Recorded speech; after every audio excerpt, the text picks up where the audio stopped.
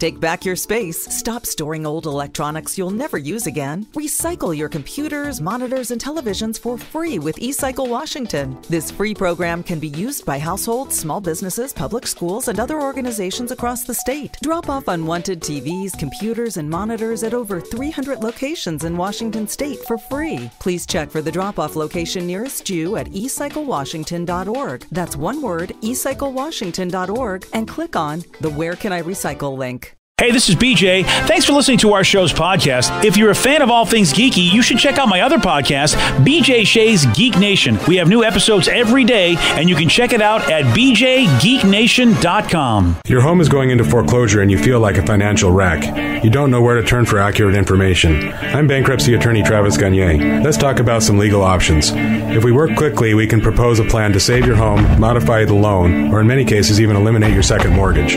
The consultation is free. I've helped hundreds of people just like you make informed decisions about whether to save their home or exit it on a reasonable, organized timeline. The chapter you choose sets the tone for the next chapter of your life. Please contact me today at choosetherightchapter.com. That's choosetherightchapter.com. 99.9 KISW, The Rock of Seattle. I don't know if you know of Drew Lynch. He's the stuttering comedian who was made famous on America's Got Talent, and he's back because they got the Champions. Right. Yeah, the AGT version of Champions, and that was last night. I wish they would have like the horrific losers episodes. Yeah. Maybe not a whole season of it, but like grab like some of the worst ones and see if they've gotten better.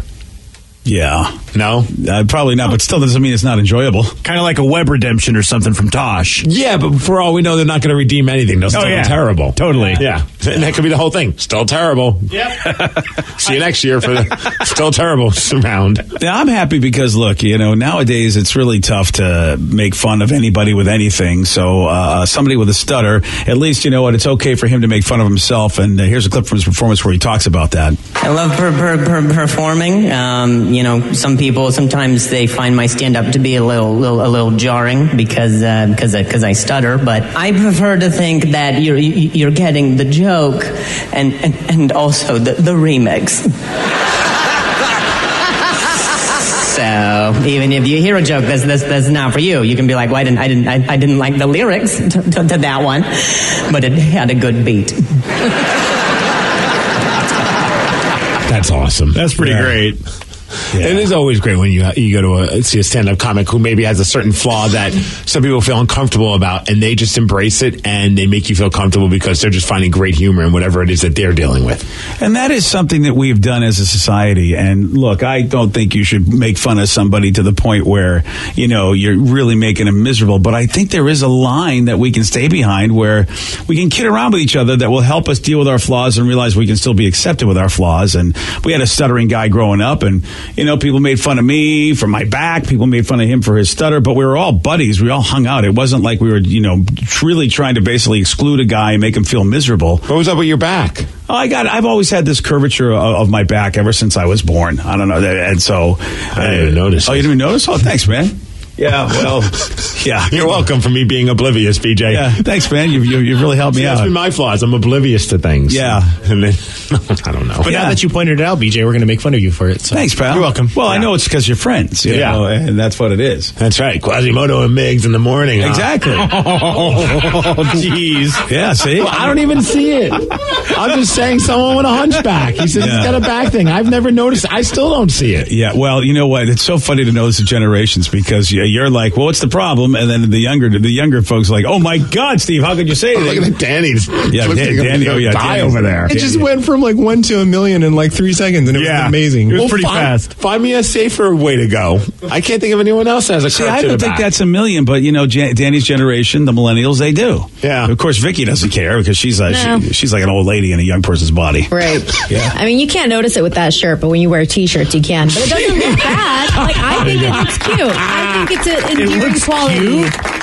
Like we went from Quasimodo to it looks cute. Have you like not there's no seen middle the ground Hunchback here. of Notre Dame? He's the cutest thing. He's so sweet, and he saves Esmeralda in the Disney one. In the original story, it's a lot darker. Lost. I don't know what any of that means. No, you don't. So this is the Hunchback of Seattle. That's right. Oh, yeah, but that's the thing. I mean, we all grew up with stuff. Yeah. And it's like, I don't care as long as you're my buddy. Now, if you're trying to be hurtful and then you want to, basically kick me out of like the people club, then I'd be like, well, that's kind of being douchey. That's always been my kind of philosophy with humor. It's like, if the person you're goofing on is laughing and not like, I need to laugh because this is uncomfortable, like they're legit having a good time with it as well, I think then, you can have a great time with each other. But the minute you notice that somebody is being hurt by it, then it's not funny. Yeah. All of a sudden, you have crossed the line. And it's case by case. That's the hard part. You just don't know with somebody. But you'd hope that people can laugh about some of the things. Obviously, there's certain things we can't or we shouldn't. But, goofing about a little thing here or there, I think there's nothing wrong with. Well, and the fact that I make fun of Danny all the time and Vicky and Rev and you, it's like, I feel like that's just what we do. And of course, if somebody were to say something to me, I'm not going to get butthurt over that because it's what we do. It's how we bro down. The minute I notice if I'm hurting someone's feelings, I'm just like, dude, I'm sorry. I didn't know that I crossed that line. Yeah. I would never be that person that's like, oh, good, now I've really got him. That's happened to me. Of course, most of the fights that I got into, which I did not win, was because I went too far. Right. And it's like, oh, dude, man, and then once I get that crap kicked out of me, then eventually the dude's like, that's what you get for saying that about me. And I'm like, dude, I'm sorry. You know what? I didn't realize I crossed the line. You're right. I deserve this. And then we ended up being buddies. So Drew Lynch is amazing. That's the stand-up comic that stutters. You should look up some of his other stand-up on his YouTube channel. His banter with the audience is always hilarious. I did see some of the clip from last night and in a funny piece just about Invisalign being like grills for white people. Oh, yeah. That was funny. Well, if he comes to town, you know what? Hopefully we can get him on the show if that ever happens. I mean, AGT's got to have been great for his career. Yeah, if he's in the Champions thing. Yeah. I think it's awesome. I really do because, man, you got stuff in life that supposedly is going to put you in a bad situation, and he's able to, lemonade that bitch, make it happen. The person who brings up Josh Blue. Was it Josh Blue on America's Got Talent? He was on one of the shows, or Funniest Comic, I think. Was it Last Comic Standing? Last Comic Standing. Yeah. One of those shows. Yeah, one of them. There's so many. And he has, cerebral palsy. Yeah. Oh, Josh Blue's awesome. Yeah, he's very funny. Yeah. I mean, the best, one of the best lines I've ever heard of. I don't even know if this guy's still doing comedy. The dude was morbidly obese. I mean, he had to weigh. I mean, he was like up to Ralphie May, even in Ralphie May's standard, even bigger than Ralphie. And he came on the stage, and he says, I'm anorexic, but I'm fighting it. And it just was one of the funniest lines I had ever heard of in my life. Because you just don't expect that. That's his opening line. Right. And I said, okay, I love this dude, right off the bat. You feel like almost he's addressing whatever it is that people are thinking when he first walks out and just nipping it at the bud and say, okay, here's the joke, let's move on. Yeah. And, and as a dude, you go, all right, this guy's cool. I mean, a guy that can make you laugh about himself and you realize, geez, he just turned a negative into a positive. I'm digging that guy. So they just messaged me. The Hunchback and Shrek mornings on KISW. Oh, that's right. They do say you kind of look like Shrek. Thanks. You know what? Pixar and Disney together. We're bringing them together, BJ. Dude, if we go, we could probably get free passes to Disneyland forever. Oh, jeez. Oh, if I paint myself green and you take your shirt off? Yeah. I mean, they don't let us in. We don't even need costumes. We're just walking around as regular characters. How cool is that? We won't speak. I know they don't like the cast, the costume characters to speak to kids, so we won't. Quick question about Disney. Danny probably could answer this. All right, my wife posed the question. I just assumed that this guy's getting preferential treatment, but obviously with the Pro Bowl that was happening, Russell Wilson was there. Apparently he was posting on his Instagram that he was at Disney World with his family. And my wife posed the question, do you think he's waiting in lines? I'm like, there's no chance in hell that Russell Wilson's waiting in lines. I would think he's got the fast pass for every ride. Yeah, I would say so. Now, I don't know everything about Disney, but Danny, of course, is our Disney aficionado. Is there a fast pass for like the highfalutin? So they have guided tours. Oh, so you pay. Got one of those. Yeah, you have to pay, and all the celebrities do it. You'll see them, they have their special vests and they walk the celebrities around. So that way fans don't come up to them, but then they put them at the front of every single line. I was there one time when Ashley Tisdale, which pop star of the star, I don't know. Oh yeah. They shut down the entire Haunted Mansion while she and her crew went through the Haunted Mansion. No way. Yeah, and they let like 16 doom buggies go between her and all the other guests. Oh my god. Yeah, it's crazy. I say that, but when I paid extra for that fast pass at Universal, I sure as hell was walking around with a little extra. Oh yeah, hop in my step. I was just like, "Look at me, got the fast pass." Oh heck yeah, I would do that if it's something like $1,000 an hour. Like it's ridiculous. It's really really expensive. Seahawks better pay him if he's doing that kind of stuff. I think he's getting paid. Well, you need to pay him more. Yeah, I think he's got 2 kids to now take. Oh, that's a good point. That he's probably going to bring that up. He's like, guys, I got to take the guided tour with the kids. That's money. Got children to feed. Yeah, I mean, sorry. Wow, $1,000 an hour for a guy. Approximately, you thinking something around there? That's worth it. My favorite thing to do is if you have the money, yes, it is worth it. It's worth it. If I could skip those lines, I even if I didn't have the money, I think I'd pay it. It's worth it. If $1,000 was the equivalent of $20 an hour, I would do it. You know what I mean? If I was so rich that it was like on that level, I would do that, or even $100 maybe. I'd do it. Oh yeah, at least for a couple of hours. Yeah, I think it's worth saving for. Actually, if you have any kind of whatever, you're right, dude. Because those lines are a beating, bro. You could bang out Disney World probably in about an hour and a half. Oh, for sure, if that. Yeah, and when we were in Universal, we had my buddy. Now, granted, it would have been quicker, but he kept talking. Yeah, and he's a slow walker. Yeah, and he's a very. But other than that, he was awesome. Yeah, but I mean, we had that semi-celebrity fast pass where I'm not sure he was supposed to be taking us around, but he did. But then we ponied up when we disappeared from you guys. We went and bought the actual fast pass, and it wasn't cheap, but it was worth it because you could just kind of walk right up and you went faster than my buddy and I did, didn't you? 100%. Yeah, you did. Jeez. I think we rode every ride twice. Yeah, I know, my buddy. It was great, and then you realize, gosh, we're here all day. We haven't done anything but listen to him. Nice guy, lots of stories. Yeah, that's my buddy. Yeah, it was really not a fast pass that he gave us. Well, I looked it up, and I was a little bit off. It's $406 per hour, but there's a 7-hour minimum. Yeah. Whoa. What are they, escorts? Bringing total costs to $2,800 to $4,200. So anybody can buy that, but if you're a celebrity, you're probably going to pay more than that because you got to leave a nice tip or whatever. So it's going to be more than that. I would imagine so. Yeah. Okay. Wow, a minimum of 7 hours? Okay, that's $2,800 at least right there. 7 hours? You don't need 7 hours if you got a fast pass. Yeah. That defeats the whole purpose. See, they know my buddy's going to be talking a lot, Steve. That's what it is. So you'll probably get him on the tour. 7 hours? That's how they get you. Only $400 an hour. And you'd be like, okay, I might, drop whatever, $1,200 for 3 hours, and maybe I can do as much as I can. Yeah. But, then they go, it's 7 minimum. Wow. All right, Disney. God, that mouse. Well, I mean, it's a tough business there. They're not making a lot of money, so they got to find ways to make money at Disney. Yeah, that mouse is just raking it in. Right? Man, Mickey's got... No wonder Minnie don't go nowhere. Mickey's raking. All right, one of the Otter 911 calls just happened. I don't know if you heard about this. It was very, very bizarre, and it involved a math problem. We'll let you hear that audio. Steve's got the news for you at 6:17. BJ and Migs, mornings on The Rock, 99.9 KISW. 99.9 KISW, The Rock of Seattle. Well, he's no Pulitzer Prize winner. Hell, he can't even pronounce Pulitzer. This is News with Steve Migs. Well, thanks, you guys. Thanks to Car Toys for giving us news and sports. And DJ, today is your day. Yeah? It's National Curmudgeon's Day. Yeah, finally, a day for me. That's right, a day for the bad-tempered friend that you have. It's usually, always, or almost always, an old man. Well, I fit the bill. Someone who's cantankerous and difficult. That's me. Make sure you give that person a high five. See, we have our own day. See, we're special. That's right. It's also National Seeing Eye Dog Day, so... Oh, okay. You really go from somebody who's really not well loved to somebody, an animal that's doing some good work. That's right. Let's talk about someone who's doing good work over in Indiana. Her name is Antonia Bundy, and she's a 911 dispatcher. And, they always get the weirdest calls. We've always loved playing some of the random calls, whether it be someone upset about not getting the right order at a fast food place to somebody's parent taking away their cell phone. But I think some of the odder ones has to be when a kid calls 911 for something that has nothing to do with the need of the police.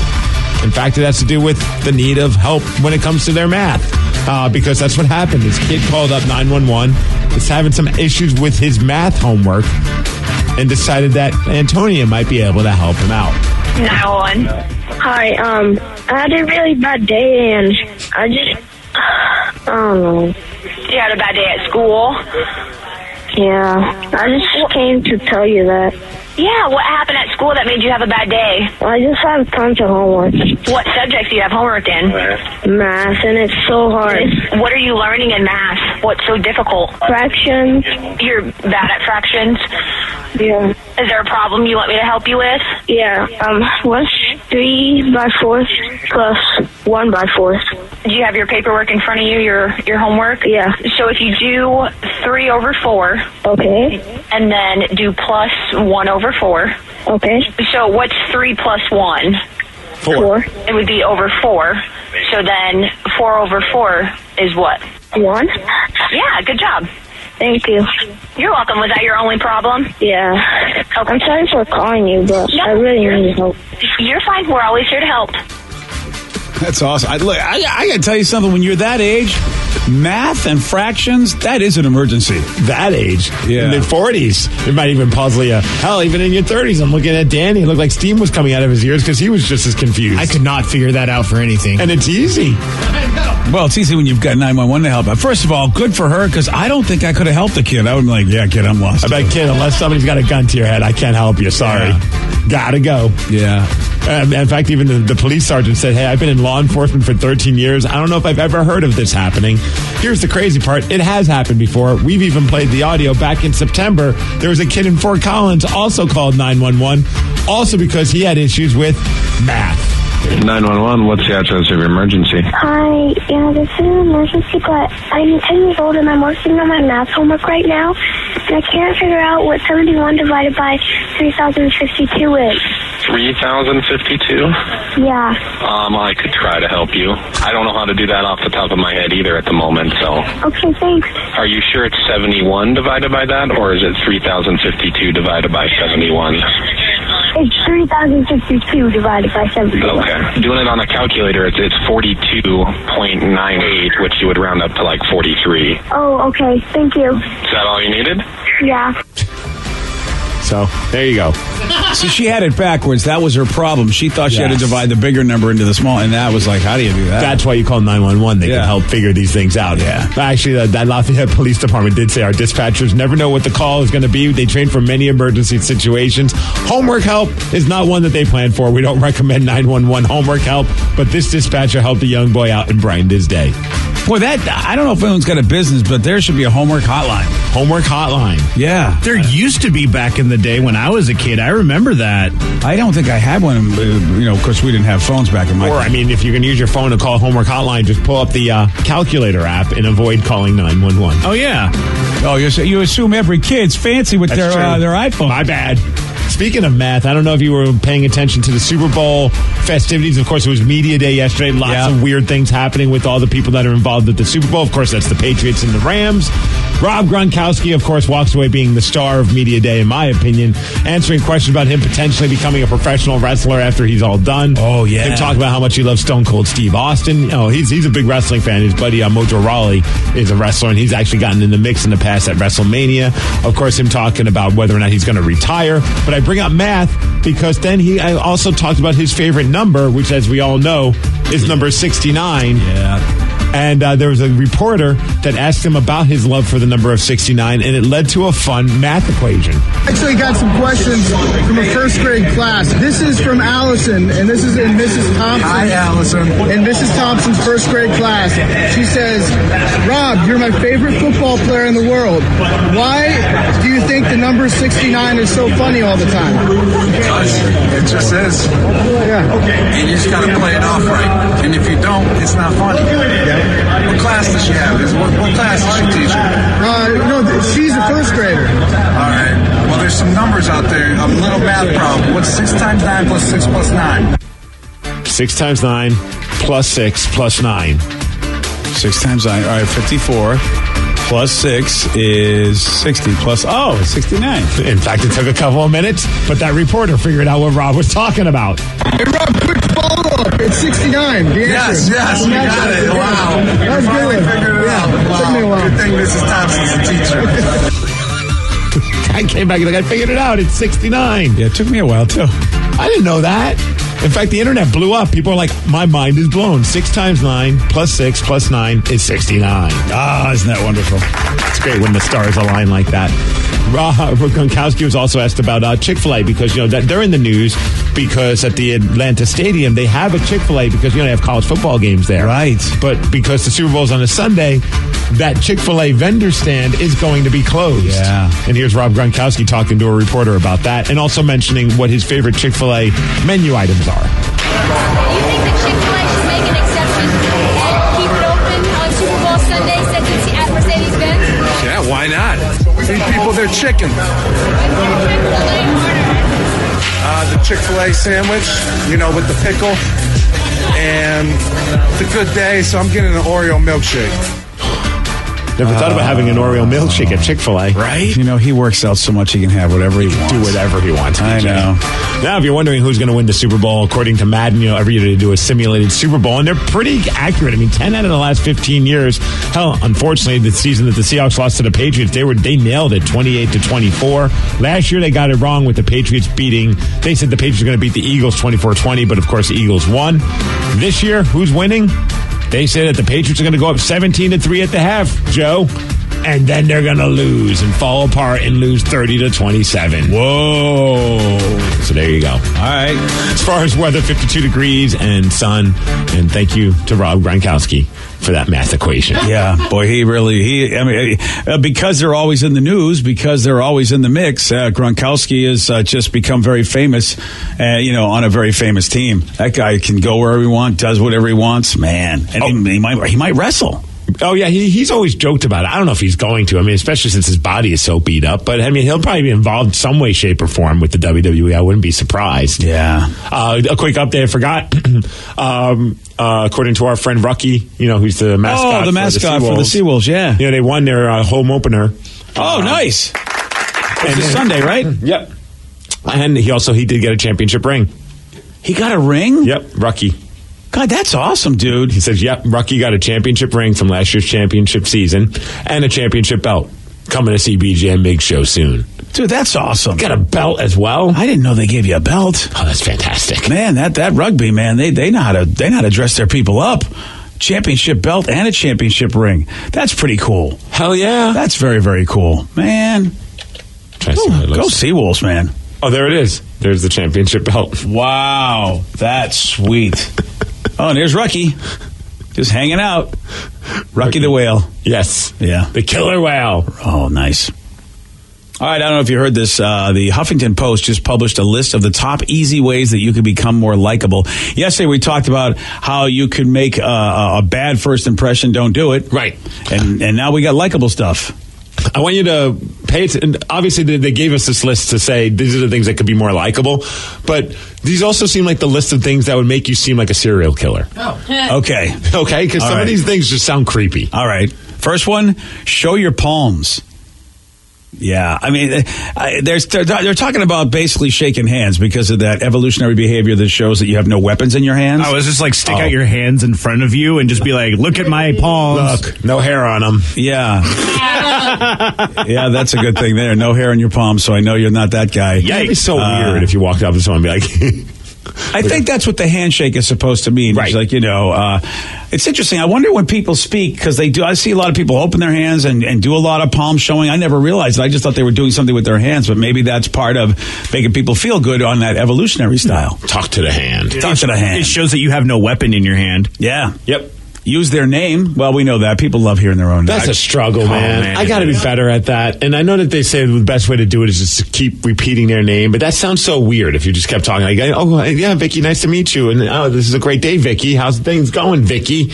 That'd be weird. I just assume everyone is like me and forgets my name like 2 seconds after I tell them. Do you feel good, though, when someone does say your name, that somebody that you've met? I mean, it's nice, but then I think either they're trying too hard or they want something. Like, it weirds me out. I'm like, why are you saying my name so much? I'll always bring up, there's two celebrities that I'll never forget as being awesome celebrities. And the only reason why I thought they were awesome is that they remembered my name at the end of the conversation. Yeah. One was X-Pac from the WWE days. He recently wrestled with Defy in Tacoma. I remember we talked for a minute.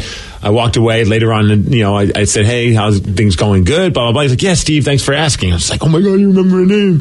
And I thought that was cool. And then Russell Brand, when I did the Q&A with him, for Get Him to the Greek, we did this whole thing. I said my name only once, and at the end of the night, he said, "Hey, Steve, really good talking to you." Blah blah blah. And I just thought that was so cool. That is cool. For all I know, like there was someone behind me with the signs. It's like one of his handlers, but still, I thought that was awesome, and I'll never forget those. I have a lot of respect for someone that can remember names because I'm not that good at it. Some people have great memories, though. Yeah, it's amazing. The minute someone says their name, I've completely forgotten it. Yeah, and I feel terrible. There's a radio guy that we all know, and he remembers like everything about you, like your kid's name, your dog's name. It's all from social media, and I feel like he takes notes on it. Specifically for that. I know. And at that point, like, I don't trust him. I'm almost the same as Vicky. It's like, you did this on purpose. It's not cheating. He's just studying. When does studying become cheating? It's stalking. So you guys aren't business people. Rev is right, because people have been doing that ever since the Eagle Planner days. They'll put you down in the file, and they will write down the name of your kids and everything. That's weird. That's what business people do. I don't like it. All right. Sorry about that. Sorry. I'll tell business people to stop doing that thing. How about hand gestures? The top TED Talks that average over 7 million views use double the amount of hand gestures as the talks that average over 100,000 views. How about inappropriate hand gestures? Because I feel like I do this one a lot. Yeah, you do. Yeah. The Yahtzee's the best one. Yeah, you're Yahtzee in there. People give me a hard time because I'm so animated with my hands. Well, it turns out, you know what? They're crazy because people like the hand gestures. All right. Just according to this. And I guess because you're communicating verbally and non-verbally, which I think there's a lot of people that do appreciate nonverbal communication. A lot of folks do. My brother, my wife, those folks are nonverbal communicators, so I bet they would dig that. I feel like a lot of, like, I don't know if this is correct or not, but Mexican people tend to speak with their hands a lot more, and I've noticed a lot of Italian people do. And I get called out on it, too. Yep. They're like, what are you doing? I'm like, I don't know. I've always done this. By the way, Vicky, I think we're going to have to take you into the tribe because you did the DNA test and you're more Italian than Mexican. Hey, my people. How about that? Mi familia. She's a little paisana. That's right. That's right. Cannoli. Now, how about the slight touch? Is this what you might think is creepy? Yes. Nope, that's serial killer. Right. Don't touch me. Really? Even if it's somebody who did like a little pat in the back or something like that? It's weird. A pat on the back? Yeah, I've done that a couple times if I met somebody for the first time, and I don't know if we're having a good conversation. No, it's weird because the only time I like touch anybody lightly like that is someone I'm flirting with. Right? Yeah, so that immediately sets a different tone. Wrong message. Yeah, yes. I don't want anybody touching me. I've had some people where I'm talking, they almost like give you like that weird like shoulder squeeze, back rub thing. Like a little pinch, and just like I don't know why you think this is a good idea. I don't touch dudes. It's only women. And I think that's not creepy. Jeez. But I mean... All right. Phrasing. I think that it's the reason, but what Vicky's saying, I think it's the kind of touch you get. There's that sort of... soft touch. It's the fatherly touch or it's the flirtatious touch. I'm touching you like your father. That doesn't sound right. Well, you're the one who brought it up. Yeah. Well, I think fatherly touch sounds different than I'm touching you like your father. It's the same. What about No, it's not the same, Vicky. What about the fancy handshake where you do the handshake and you grab their arm when you do it? Like, I'm okay with that. Yeah, I don't mind that. That's the kind of touch I think of. The touch also like the bro hug. Yeah, you go in for like kind of like the hand slap and then you just kind of pull them in. Yeah, this all increases rapport. There's, you guys are the ones that you know what? Maybe you guys are just creep shows. I'm just picturing the way that it sounds, the slight touch. To me, that's not a slight touch. That's like a real we're in. Yeah. Well, yeah, for a guy thing, yeah. See, I don't mind guys giving me the guy hugs. I think those are cool. See, I tried to give Simon Pegg the guy hug, and it was really uncomfortable. Well, you had your pants off in the bathroom. It was odd. Well, yeah, but everybody, that's the bathroom. That's just the way you dress. You got. I go to the bathroom like a little kid, with my pants down by my ankles. It was at the marriage game. You're like, these are also called hot dogs. Hey! Eye contact is big, but that makes sense. We know that. If you look somebody in the eye, though, a lot of folks find that disturbing. Right, Vicky? Do you like? Yeah, I don't like eye contact. See, Vicky, maybe you're just basically a shut-in. I had a teacher once tell me that she thinks it's a cultural thing. That, apparently it's a respect thing. You don't necessarily look into the eyes of your elders for some reason. I've never been told that, but I don't know if that's a thing. I think I've heard that with Asian countries. Some Asian countries, you're right, where you don't make eye contact for a reason. It can come off as aggressive. Eye contact? Yeah, like with another guy especially, and it just depends on their like overall body language. Yeah, body language. But I met a guy at my girlfriend's holiday party, and he was just giving me the eye contact, and she was like, "Wow, that guy does not like you." And I was like, "I know." He was giving you the hairy eyeball. Yeah. Do you think he has the hots for your woman? No, I don't think so. I don't know what it was about me. It's like this guy. Yeah, maybe it's the eyeliner. This is who she's into. Yeah. Well, I'm looking at Danny right now. Am I aggressive? No. I see. But there is that line that it gets kind of creepy. Like even one person says a lot of it. It's worth noting that some famous serial killers were thought of as being very well liked and charismatic. Oh, thank you. No. All right. Well, I look like him. I might as well join the tribe. And then finally, a smile. Mm-hmm. Yeah. With a smile comes a release of happy chemicals, and those happy chemicals will make it difficult for someone not to like you. It is true. But there's a difference, too. You can't just be showing your teeth. You got to have a smile with, like, your eyes as well, too. What do you mean? You can't, like, open your teeth and go, Look at Vicky's smile. That's your smile? God, you'll See, yeah, you can have a really, really creepy smile. You got to go full force with your face on that. She looks like Chucky. Whoa. Yeah. It works. I smile at people, like I say, because I have that wrestling bitch face, so I always just I practice that right kind of smile, and it does. It's amazing how many people smile back. I'll have to go back to the slight touch one with you and the ladies, BJ. Like, how are you slightly touching them? Well, in the right place, Steve. Oh, jeez. Is it like a hand on the back? I find the right place. Lower back? It's usually a shoulder. Shoulder. I think a shoulder is a safe spot. Now, do you do a squeeze? No, it's okay, just cool. It's a quick, slight touch. It just goes, "Hey, man," and it's usually quick. I think it's a good way to show rapport because I'm not, I feel like, wow, I touched you, but I didn't invade you. I think that means something. I think there was a way to do it. I touched her and I didn't get a stiffy. It's okay. Amazing. Well, it's so true. So wait, is it like when you first start talking to the person, like, "Hi, it's nice to meet you," and then the hand on the shoulder, or is it like in the middle of a conversation you just? It's usually if they say something like, "Hey, man, you don't have to do that," or "Hey," it's usually the proper place where you go, "Hey, don't worry about it. That's cool." It's like one of those "it's all right" kind of touches, and it's quick. And I think it just, I learned it builds rapport. It shows that you actually, you're digging the person on a friend way. Uh-huh. And that's why the shoulder is usually good. A quick one on the shoulder means something, and that's it. You're done. So you're quick with the ladies, BJ. Well, I think I think people love to be touched. They just need to feel safe. I mean, we all do. I mean, there are cuddle parties, right? People don't get enough touch, and that's why massage, I think, has become so big in this country because people just love to be touched, and we don't get it anymore, except maybe from our significant other, and that's it. I mean, little kids, right, Danny? Your daughter loves to be held by you, probably. Yep. Yeah, it's just a human thing. So why don't you hold Danny? Hold Danny. Please. Hold Danny. How do you know I don't hold Danny? I know you don't hold I make Danny. eye contact with him. What do we do at men's weekends? Right. Yeah. I mean, he's in your sphere of influence. Yeah, It's that's why I time for you take to him hold with him. me. Give him that fatherly touch. I hold his spheres of influence for him. All right, fine. Yesterday, Steve, he did get this one wrong. In Toy Story, Don Rickles voiced what well-known toy? Ooh, what? In Toy Story, Don Rickles... Buzz Lightyear. No. Jimmy. No, Jimmy. Jimmy! Fred. No! I don't know these things that you guys Good old ask. Fred. I love Fred. Fred was my favorite guy in Toy Story. We were looking for Mr. Potato Head. You want a shot at beating Steve? You got it. 206-421-ROCK. We're playing Beat Miggs at 647 on The Rock. Today's podcast was brought to you by Travis Gagne, bankruptcy attorney. He's here right now and has agreed to answer more of your questions about bankruptcy. What's the difference between filing for bankruptcy and credit counseling? Credit counseling is a useful process in some circumstances, but it does show up on your credit. In fact, from a credit scoring standpoint, credit counseling shows up just like a bankruptcy, so it's going to affect your credit as negatively as filing bankruptcy. In credit counseling, the idea is that a credit counselor works with your creditors on your behalf to try to lower interest rates or work out payment plans with your creditors to pay back your debt over time. In credit counseling, you almost always pay back 100% of the debt, sometimes at lower interest. And of course, some creditors will participate in that process and some won't.